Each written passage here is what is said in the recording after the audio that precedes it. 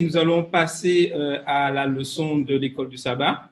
Donc, nous aurons une demi-heure de discussion avec la sabbat. Donc, vous aurez l'occasion de parler, de discuter. Je ne souhaite pas faire un monologue.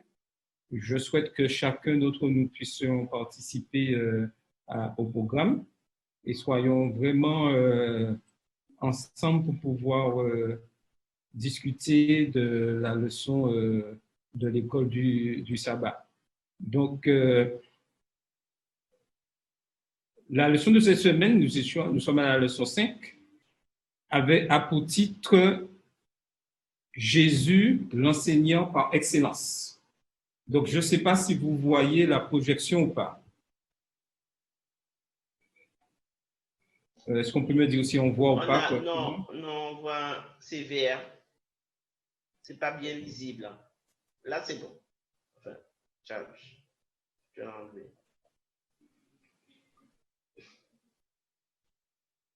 Voilà. Je passe au diaporama. Agrandi. Ok, d'accord. C'est bon. Super. C'est bon. Donc, comme je disais, la leçon de cette semaine, au titre Jésus, l'enseignant par excellence. Donc, les textes se basent, c'est dans Hébreux 1, Luc 2 et Matthieu 13 et Luc 16. Donc, nous souhaitons que nous continuions toujours dans ces moments difficiles à continuer à étudier la parole de Dieu. C'est quelque chose de très important et l'école du sabbat en général au niveau mondial encourage chaque élève à prendre le temps d'étudier la leçon du sabbat. Nous avons une richesse qui est le questionnaire de l'école du sabbat où dans le monde entier, chaque adventiste du 7e jour étudie la même leçon chaque jour, chaque semaine et nous faisons une synthèse de la leçon chaque sabbat ensemble. Donc, que nous puissions toujours profiter de cette richesse quotidiennement. Donc, cette semaine, comme je le disais, nous avons vu Jésus, l'enseignant par excellence. Donc, quand vous étiez à l'école, avez-vous remarqué que certains enseignants étaient bien meilleurs que d'autres? Et je suis sûr que tous l'ont remarqué. La question que nous pouvons nous demander, pourquoi cela? Un problème général parmi tous les employés est la paresse. Il ne fait aucun doute que certains enseignants sont paresseux et font le minimum d'efforts pour garder leur emploi. D'autres enseignants aiment enseigner. Ils font beaucoup d'efforts pour enseigner parce qu'ils aiment ça et non parce qu'ils sont payés. Ensuite, il y a des facteurs liés à l'éducation, à la technologie. Les enseignants, on peut se poser la question, certains enseignants ont-ils appris à enseigner? Maîtrisent-ils la technologie? Certains pensent que l'école ne l'ont pas donné assez de compétences nécessaires pour pouvoir, je dirais, enseigner la lecture, pouvoir enseigner d'autres matières. D'autres enseignants, des fois, ont un manque d'expérience et sont privés de cela. Enfin, dans tout l'enseignement qu'il peut y avoir, il y a un facteur important qui est le facteur humain. Les gens sont différents, avec différents niveaux d'intelligence et différents types de talents. La question que nous devons nous poser en ce matin, qu'en est-il de Jésus? Il s'est porté volontaire pour nous enseigner et il était pleinement Dieu et pleinement homme. Cela signifie qu'il avait un grand ensemble de compétences. Maintenant, plongeons-nous dans notre étude de la Bible et voyons ce que nous pouvons apprendre sur Jésus, notre maître enseignant. Et avant de commencer, je vous invite à incliner la tête et nous allons prier. Seigneur Dieu, merci pour ce moment que tu nous permets d'étude de ta leçon de ta parole de Dieu. Nous savons que tu es le grand maître par excellence. Permets que nous puissions, dans ces quelques minutes, comprendre qui tu es, ce message que tu as pour nous, et que nous puissions toujours continuer à te servir, à te louer et être de fidèles serviteurs, malgré nos faiblesses. Nous savons que tu es toujours avec nous. Nous avons prié ton Fils et pour ta gloire. Amen.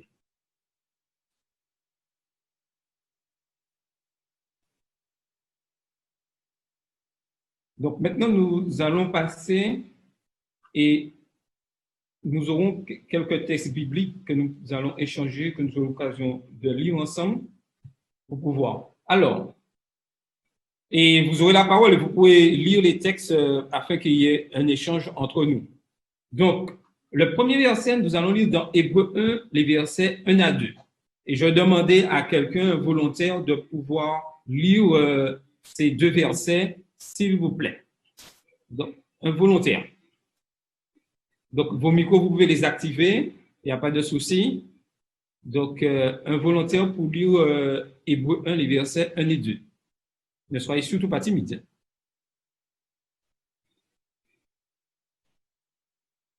Les micros sont ouverts? Après avoir autrefois à plusieurs reprises et de plusieurs manières parlé à vos pères par les prophètes, Dieu, dans ces derniers temps, nous a parlé par le Fils qu'il a établi héritier de toutes choses, par lequel il a aussi créé le monde. Donc, la question que vous nous posez maintenant, Jésus est-il un enseignant supérieur aux prophètes? Alors, vous avez la parole. Qu'en pensez-vous?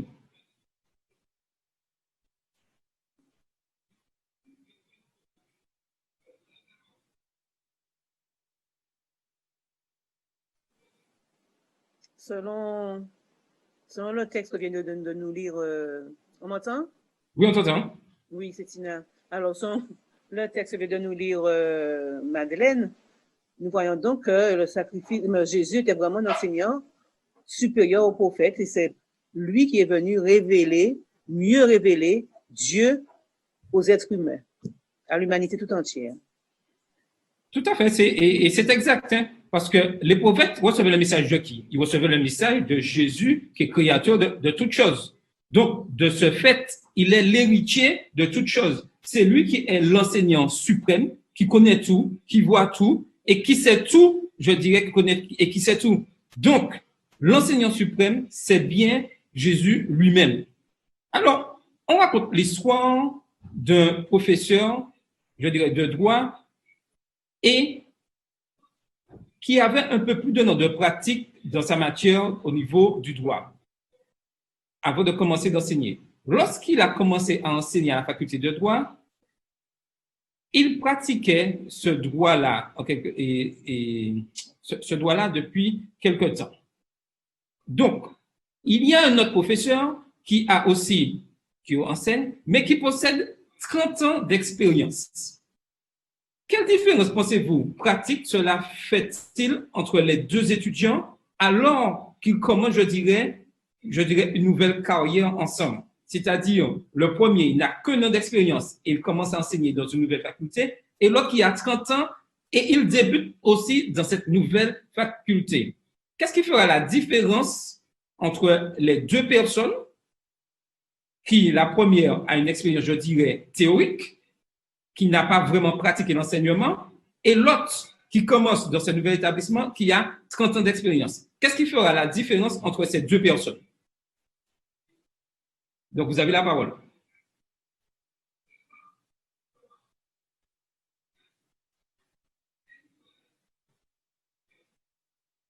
Alors, je vais désigner quelqu'un, s'il n'y a personne. Nous avons la chance d'avoir quelques enseignants avec nous. Oui, Valérie, qui voulait parler? Oui, bonjour. Ce qui fait la différence, c'est justement l'expérience, en fait. Les années de pratique, d'expérience. Oui, tout à fait. Donc, en fait, moi, ce que je comprends, c'est que l'enseignement, c'est une chose, mais la pratique de ce qui est enseigné est aussi important que l'enseignement pour en tirer profit. Tout à fait. Le fait d'avoir beaucoup de connaissances est très important aussi. Mais en même temps, la pratique va nous permettre de mettre en valeur ces connaissances. Et avec Jésus, il y avait les deux cas. Il avait, je dirais, cette connaissance pleine et qui connaissait les choses, mais aussi il avait cette pratique, puisqu'il avait pu enseigner aux prophètes qui avaient transmis les messages au peuple d'Israël. Donc, il est important qu'il y ait les deux, qu'il y ait cette connaissance avec cette pratique. Mais la question est-ce que l'un est plus, je dirais, domine plus sur l'autre ou il y a un équilibre? Alors, je voulais dire quelque chose. Il est important, alors, par rapport à l'enseignant qui a de l'expérience et qui commence, en fait, on voit dans ta question que les deux commencent en même temps. Mais il est important de mettre justement en parallèle la théorie et la pratique, puisqu'on sait que si on n'a que la théorie, ça passera pas, et si on n'a que de la pratique, ça passera pas. Donc, il faut être équilibré. Tout comme on nous demande d'être équilibré dans notre vie chrétienne, il faut être équilibré. C'est-à-dire qu'on ne peut pas se borner tout simplement à lire que la parole de Dieu et ne pas la mettre en pratique, ou alors mettre en pratique la parole de Dieu et ne pas avoir de connaissances. Donc, c'est la même chose pour l'enseignant qui veut être efficace. Il faut lier toujours la théorie et la pratique. Sans quoi, ça n'aura pas de sens. Quand on fait l'enseignement, il faut qu'on puisse faire le parallèle entre ce qu'on enseigne et quelque chose de la vie pratique. Donner un exemple de pratique pour que les étudiants puissent comprendre clairement ce qu'on veut dire. C'est important. OK. Donc, nous allons continuer. Et nous allons continuer dans le livre des Hébreux, le chapitre 1 et le verset 3. Donc, toujours un volontaire pour lire afin de créer cette dynamique et que nous puissions échanger. Donc, Hébreux 1, le verset 3. Et qui étant le reflet de sa gloire et l'empreinte de sa personne, et soutenant toutes choses par sa parole puissante, a fait la purification des péchés, s'est assis à la droite de la majesté divine, dans les lieux très hauts. Donc, la question, suite à ce verset, quelle est la qualification de Jésus pour nous enseigner sur son Père? Donc, vous avez la parole.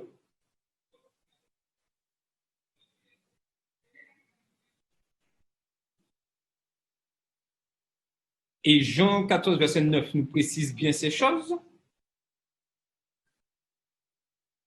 Alors, si quelqu'un a quelque chose à dire ou non, je peux continuer. Donc, il est important de comprendre que Jésus est l'expression même de ce que Dieu est.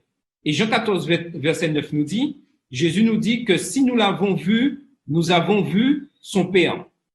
Donc, nous ne pourrions pas avoir un enseignant plus qualifié que Jésus sur Dieu, puisqu'il nous dit que si on l'a vu, si on le connaît, on connaît qui est Dieu.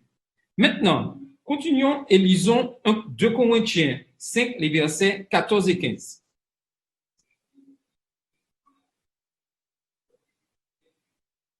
Alors, un volontaire pour lire 2 Corinthiens 5, les versets 14 et 15. Comme vous avez déjà reconnu en partie que nous sommes votre gloire, de même que vous serez aussi la nôtre au jour du Seigneur Jésus.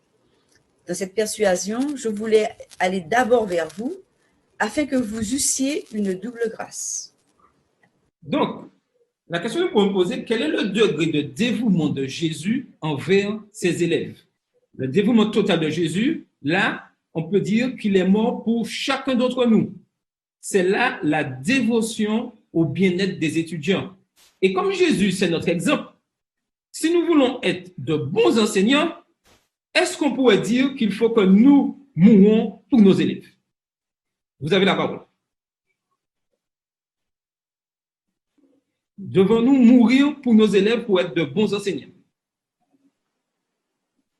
Nous n'allons pas mourir pour nos élèves de bons enseignants, mais nous avons un engagement, nous sommes sérieux que nous faisons, nous allons prier pour eux, parce que la seule personne qui sauve, c'est Jésus, on ne peut sauver personne d'autre. Mais ce que nous faisons, l'enseignement que nous allons diffuser, c'est un point de vue scolaire, au point de vue spirituel. C'est quelque chose on doit bien se préparer, par la prière, demander au Saint-Esprit de nous convaincre de la parole de Dieu, afin de pouvoir, et demander au Saint-Esprit aussi de toucher le cœur de ceux à qui nous enseignons cette parole, afin que cette personne puisse être transformée par le Saint-Esprit, et qu'à au retour, elle puisse s'engager pour Dieu, ou continuer son cheminement avec Christ. Très bien. Quelqu'un d'autre a quelque chose à ajouter?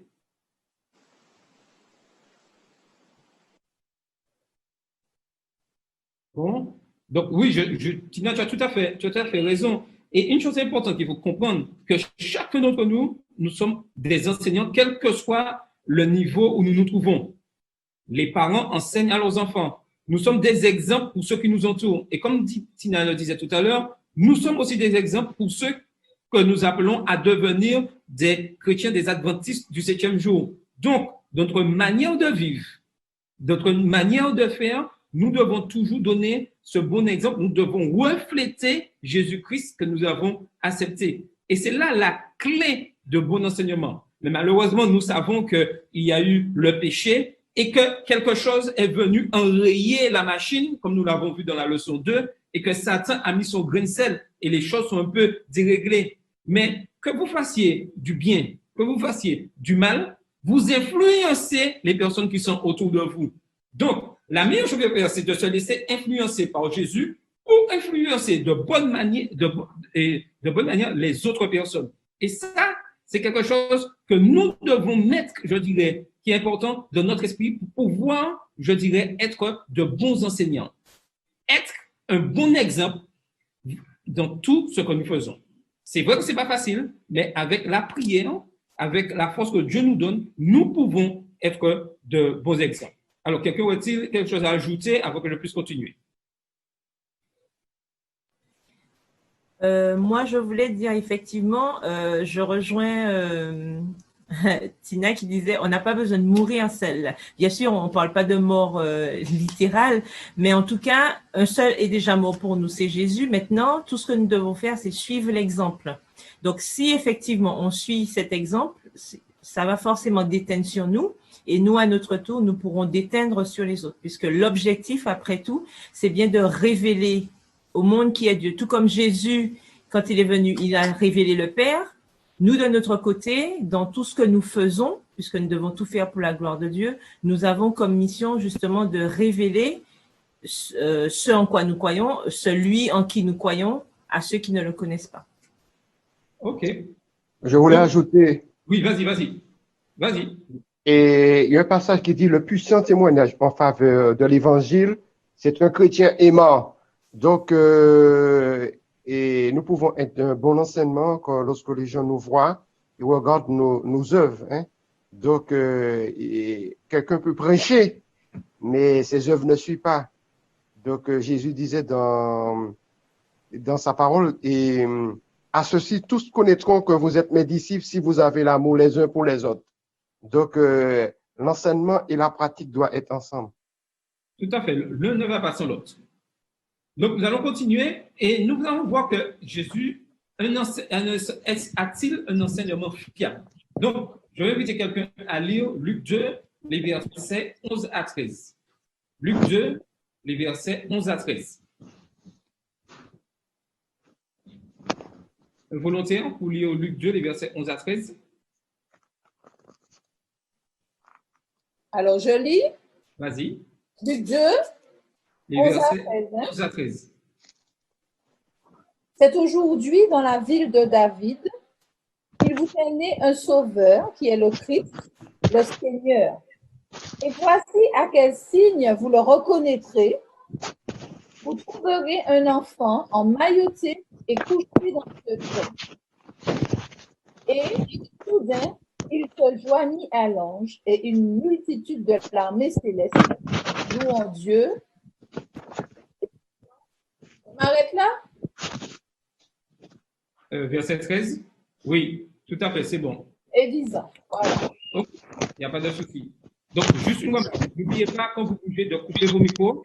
On a ouvert tous les micros pour vous donner la possibilité. Mais quand vous bougez, n'oubliez pas de couper vos micros afin que nous puissions rester ensemble. Donc, la question là, se demander pourquoi Jésus est-il né dans un endroit où vivaient des animaux? Est-ce que vous avez déjà posé cette question?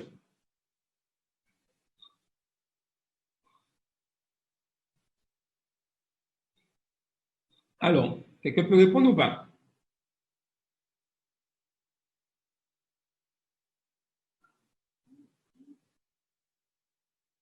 On va continuer toujours à lire dans Matthieu 8, verset 20. Et là, vous allez encore mieux comprendre ce que je veux dire. Alors, un volontaire pour lire Matthieu 8, verset 20. Jésus lui répondit, les renards ont des tanières et les oiseaux du ciel ont des nids, mais le Fils de l'homme n'a pas où reposer sa tête. Alors, une question pour bien rire.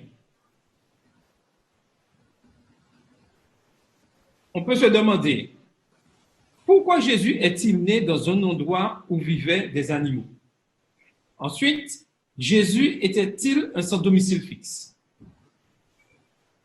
Qu'est-ce que vous pensez?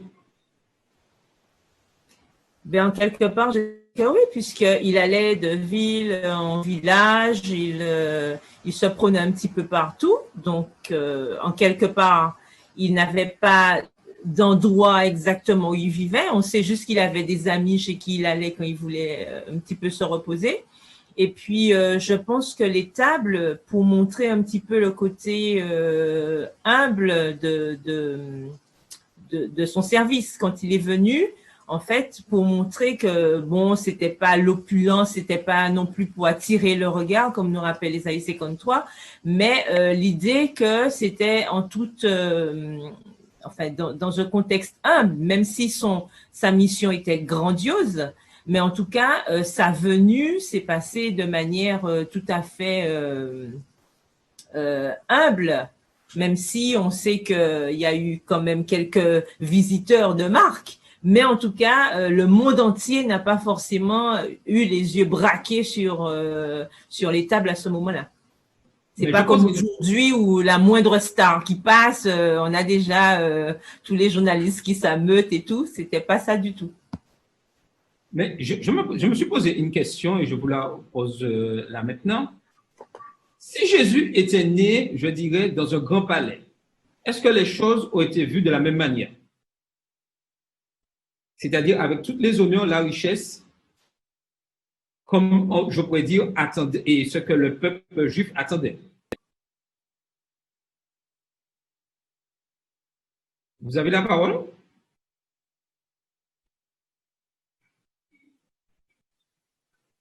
Je pense que les choses seraient très différentes parce que on allait retenir que le côté de la richesse.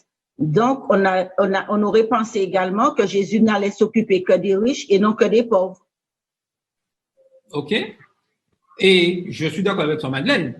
Bien que la Bible nous enseigne que les riches sont confrontés à des défis lorsqu'il s'agit de suivre Jésus, elle enseigne également que l'obéissance à Dieu apporte la prospérité. Le message sur la richesse, on peut dire, est donc mitigé. Il y a souvent du ressentiment contre les riches à cause du péché de l'envie.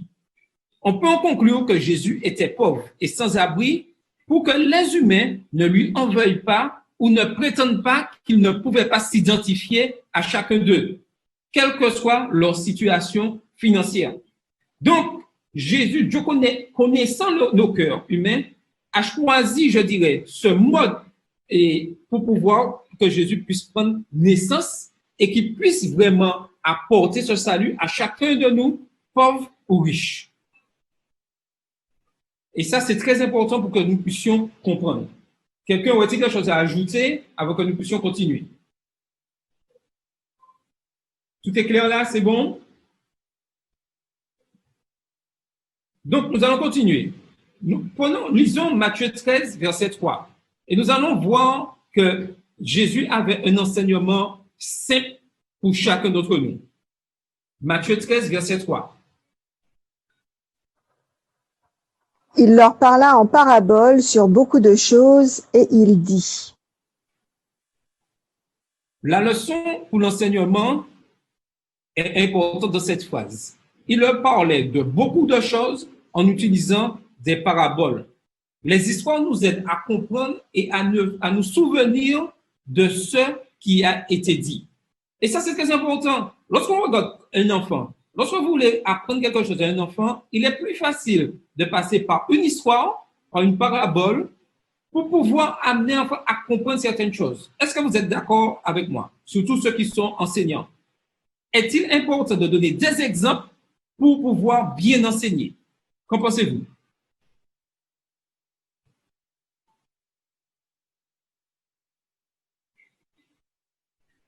Vous avez la parole?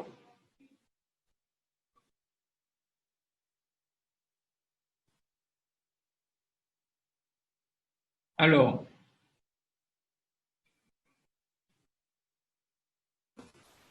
ben moi, je dirais que oui, tout à fait. Bon, c'est ce que je disais un petit peu tout à l'heure. Il est important d'utiliser des images pour permettre à l'auditoire, enfin, à ceux qui nous écoutent, de bien comprendre. Si on reste toujours comme on dit, au perché, avec que des mots, et puis il n'y a pas vraiment de transition qui soit faite entre ce qu'on dit et ce que les gens qui nous écoutent peuvent un petit peu entrevoir, le message passera à côté. Et Jésus, bien sûr, l'enseignant par excellence, il avait bien compris ça.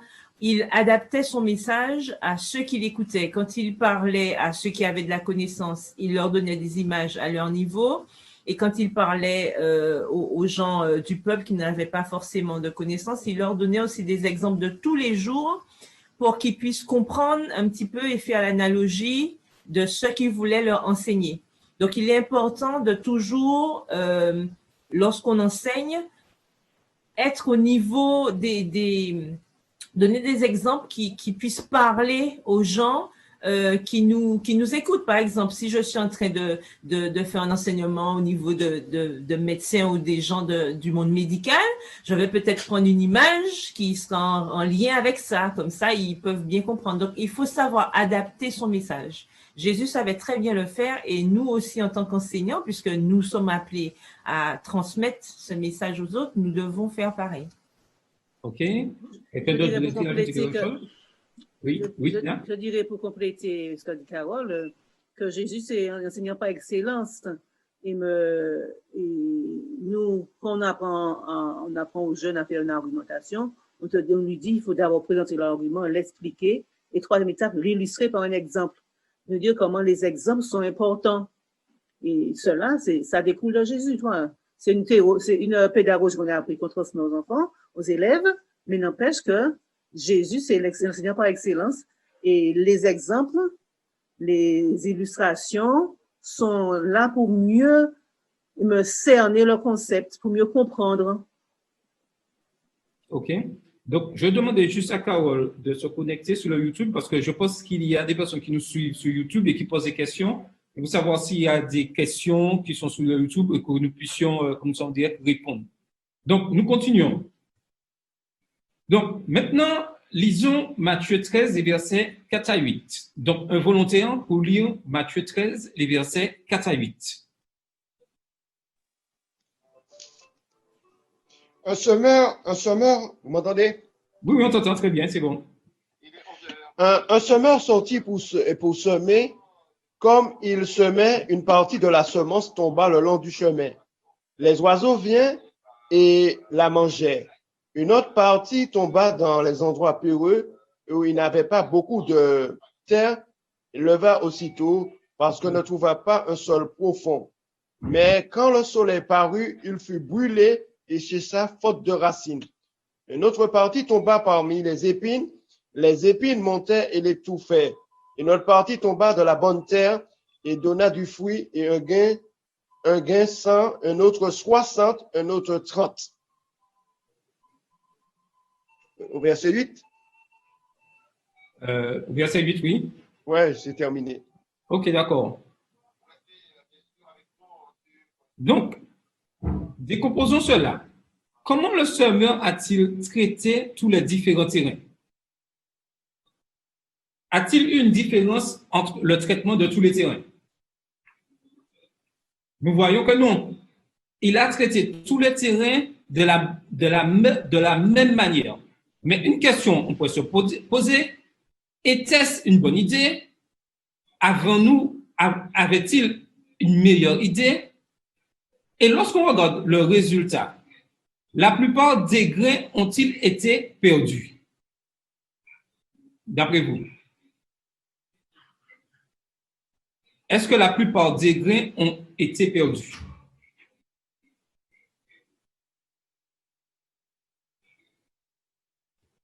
Ils ont servi d'une autre manière. Donc, en fin de compte, d'autres en ont profité. On pourrait dire ça. C'est vrai, tout à fait. Et chacun de ces exemples implique la même quantité de grains. Donc, on pourrait dire que la plupart étaient perdus. Mais dans l'autre sens, tous les grains ont-ils eu le même succès? La réponse pourrait être également non. Il y a de grandes variations. Donc, tout ceci pour nous dire, lorsque nous voyons cette parabole, lorsque nous enseignons, et la réception de l'enseignement sera différente au niveau de chaque individu. Chaque individu ne recevra pas de la même manière l'unique message que nous avons donné. Et c'est ça la particularité vraiment, je dirais, de l'enseignement. Pouvoir savoir que chaque individu est différent et va le recevoir de manière différente le message. Est-ce que vous êtes d'accord avec ce que j'ai dit?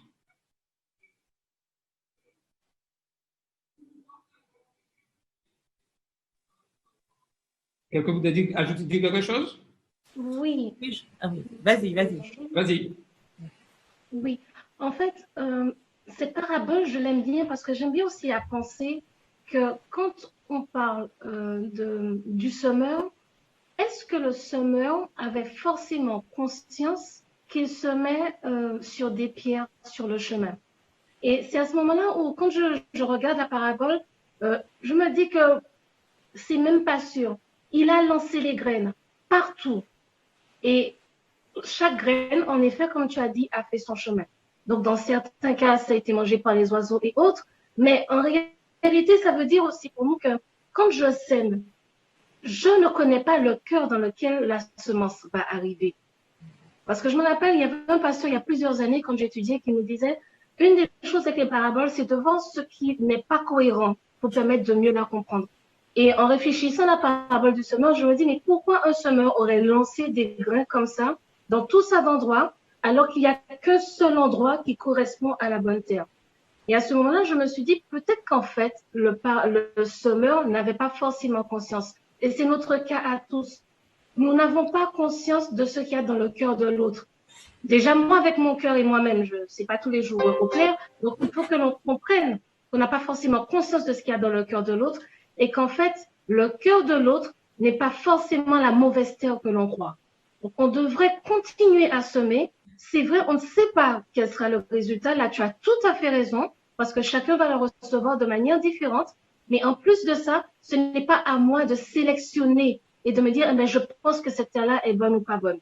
Je sème partout. Et comme tu l'as dit à juste titre et avec raison, on va voir ce que ça donne.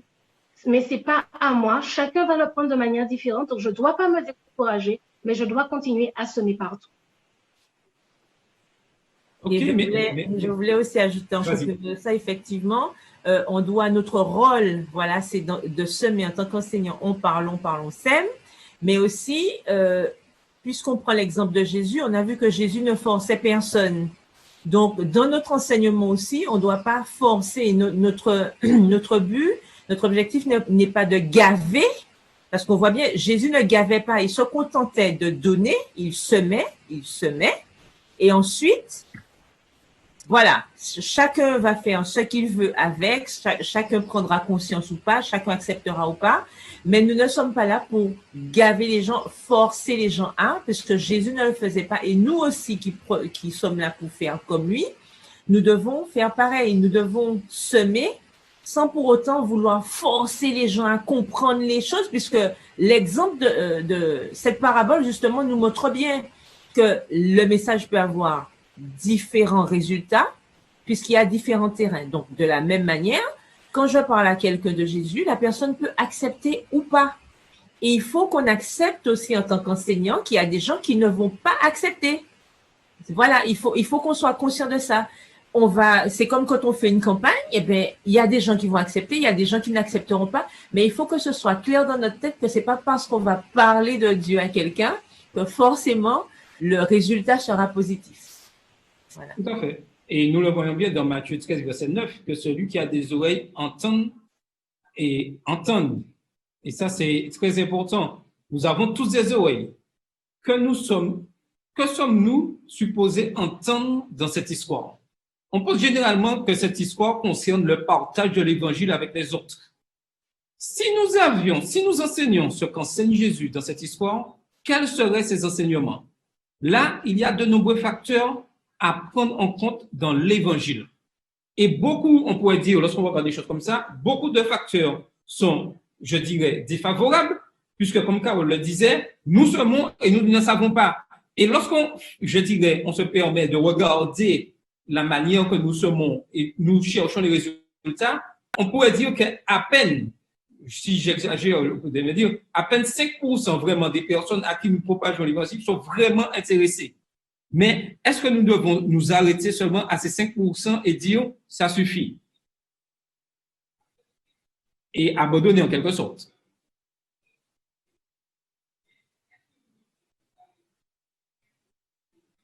Alors, quelqu'un pourrait me répondre?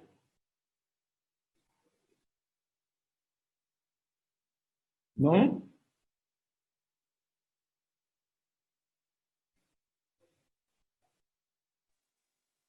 En fait, comme tu disais, on n'a pas, on ne doit pas se laisser décourager par ça. Parce qu'en plus, on va se rendre compte que des fois, on va parler à quelqu'un, la personne ne paraît pas forcément intéressée, mais au fur et à mesure du temps, des années, parce que nous sommes aussi tous différents, la personne va prendre conscience de certaines choses dans sa vie, va se rappeler qu'on lui avait dit. D'ailleurs, hein, j'ai rencontré hier à la pharmacie une jeune fille qui était à Rama en même temps que moi. Elle était un peu plus jeune. Elle m'a reconnue, donc avec le masque déjà, j'ai presque envie de dire un exploit, mais elle m'a dit, tu sais, je n'étais pas adventiste et je ne suis toujours pas adventiste. Mais je me rappelle ce que j'ai reçu à cette époque. Elle m'a dit que, bon, ben, c'est vrai que les parents gâtent les enfants, tout ça, et qu'elle, il lui manquait de la discipline, qu'on lui avait pas donné cette discipline, et qu'arrivée à Rama, comme en plus elle était à l'internat, elle a reçu cette discipline, et cela lui manquait. C'est quelqu'un, comme elle me dit, elle m'a répété à plusieurs reprises, je suis toujours pas adventiste, mais je veux faire le sacrifice de mettre mon fils à l'école adventiste, parce qu'il a 6 ans, donc elle voudrait le mettre pour l'année prochaine scolaire à Kéris, et puis qu'il continue jusqu'à Rama. Donc, l'objectif, c'est pas quelle école, plus cette école ou celle-là, mais devant que des personnes ont travaillé, que ça a marqué quelqu'un, et elle m'a dit, je sors de loin, de très loin. Qu'elle est arrivée en seconde, finalement, elle a fait un bac S, avec des difficultés, mais toujours de bonnes notes, mais des difficultés de comportement parce qu'elle me répète qu'elle n'avait pas la discipline dont elle avait besoin. Mais là, elle a pu commencer à l'acquérir et ensuite faire des études de médecine, pharmacie et arriver à travailler en pharmacie. Elle m'a dit que sans ça, elle ne serait pas arrivée là où elle est. Donc, il faut comprendre que, quelles que soient les graines que l'on jette, je ne dis pas qu'un jour, elle ne peut pas soit devenir adventiste ou se remettre en question sur certaines choses par rapport à Dieu. Bien au contraire. Parce que si elle a autant été marquée et qu'elle arrive après plus de 20 ans à se rendre compte que le passage que j'ai fait là m'a permis de devenir qui je suis, parce que c'est ce qu'elle m'a dit, des graines ont été semées et sont restées. Elles ont poussé. Je ne sais pas combien de temps qu'il faudra pour que ça aille encore plus loin. Mais l'expérience qu'elle a vécue là l'a vraiment marquée. Et c'est ce que l'on doit comprendre. Il y a toujours quelque chose qui va rester et Dieu va permettre sur le long terme. Si je ne vois pas le résultat aujourd'hui, ce n'est pas grave. Que je continue à faire le travail que Dieu me demande, c'est de semer. Je sème, j'entretiens, je fais ma part. Et lui, il va faire le reste avec le nombre d'années de vie des personnes. Personne ne sait ce qui va se passer si vraiment son fils, elle le met dans les établissements adventistes. Est-ce que c'est pas par l'enfant qui ira un peu plus loin dans son parcours avec Dieu? On n'en sait rien. Donc, on ne doit pas se laisser décourager par ça, mais au contraire avancer, parce qu'on se voit que ce que l'on fait aide déjà les personnes dans leur vie d'aujourd'hui là, maintenant. Et comme ce sont des personnes que l'on va pas forcément rencontrer à de nombreuses reprises dans la suite de notre vie, ce n'est pas grave. La graine qui est dedans, c'est Dieu qui s'en occupe. Nous n'avons pas à nous en occuper. C'est pas notre travail. Notre travail, c'est de semer et de garder courage. Et toutes les fois, nous aurons ces expériences de personnes, même après 10, 15, 20, 30 ans. Cela doit encore nous donner courage et nous dire que le travail que l'on fait, on ne va pas forcément voir les fruits tout de suite. Ce n'est pas grave. L'essentiel, c'est qu'au fur et à mesure du temps, ça va porter les fruits nécessaires. C'est tout ce que l'on doit garder au fond de nous avec la force de Dieu pour avancer. Et je suis d'accord avec toi, Catherine, et je confirme, surtout en cette période, je dirais, de confinement et cette période où nous aurons bientôt cette campagne d'évangélisation en ligne. Il est important de savoir, et moi je l'ai remarqué, vu par rapport aux études que j'envoie et tout le fonctionnement que je fais, tout ça. Donc, il est important de remarquer que des milliers de personnes, le plus souvent, sont inscrites pour recevoir des études par mail. Il n'est pas facile de s'inscrire pour ces personnes car il faut manifester 2 fois son désir de recevoir ces études. En sachant cela, on pourrait penser que toutes les personnes figurant sur la liste de distribution et que nous allons mettre inscrire veulent lire ces études. Mais il y a une chose importante à savoir que ce n'est pas vrai. Le taux d'ouverture pour les études est très faible. La question, on pourrait se demander, est-ce que cela est utile? Sachant cela, des fois, cela nous décourage. Mais quel encouragement y a-t-il dans l'histoire du semeur, dans notre, je dirais, notre volonté de pouvoir distribuer cet évangile, je dirais, par Internet, par les moyens des réseaux sociaux, alors que nous savons que beaucoup ne vont pas aller jusqu'au bout. Alors, quel encouragement y a-t-il dans l'histoire du semeur? Répondez rapidement et puis nous allons conclure après. On aime souvent dire que pour une seule âme, Christ serait quand même venu, n'est-ce pas? Donc, lorsque nous faisons justement ce travail par rapport à la mission, nous devons avoir ce même leitmotiv, ne serait-ce que pour une personne, puisqu'on ne sait pas. Le truc, c'est que nous, on ne sait pas. Donc, comme on ne sait pas, on fait simplement ce que Dieu nous a demandé, la mission que Jésus nous a rappelée dans Matthieu 28, et donc nous semons et nous espérons justement que le plus grand nombre entendra et acceptera. Mais nous ne devons pas nous décourager parce que même si c'est une seule personne qui écoute, on se connecte. Là, on a l'exemple aussi pour les programmes qu'on fait, les différents programmes en ligne. Il y a quand même des milliers de personnes qui ont Internet, etc. Et pourtant, tout le monde ne se connecte pas. Mais est-ce qu'on va dire qu'on ne fait pas de programme parce que il n'y a pas 500, 600, 1000 qui se connectent? Non, ne serait-ce que pour une personne qui a la chance d'entendre l'évangile, ben, on va de l'avant. Et c'est cet état d'esprit que nous devons toujours garder jusqu'au retour de Jésus, car nous avons quelque chose à faire. La mission est là, nous l'accomplissons et puis nous ne pouvons qu'espérer que le plus grand nombre puisse entendre et accepter. Sans nous décourager. Nous arrivons à la fin de notre discussion. Quelqu'un voudrait-il ajouter quelque chose avant que nous passions à la conclusion? S'il y a une question, quelque chose qu'il n'a pas compris, qu'on veut savoir plus enseignement de la semaine, je pense que nous avons bien compris la mission. Y a-t-il une question? Non? La personne? C'est pour appuyer ce que la sœur Carole disait, que une parole de la parole de Dieu, jette ton pain à la surface des eaux, mais avec le temps, tu le retrouveras. Donc, et nous devons nous focaliser sur la prédication de l'évangile. Les résultats, c'est pas nous qui nous occupons de ça, c'est Dieu. Et comme dans la parabole de Matthieu 13, l'évangile est prêché sur différents terrains, mais c'est à Dieu le résultat. Alors, c'est ça, je confirme ce que la sœur Carole disait. Merci. Merci. OK. Donc, je vais laisser avec cette conclusion. Oui, c'est bon. La conclusion. Parler comme un chrétien. Fréquenter l'église comme un chrétien. Expliquer des doctrines comme un chrétien.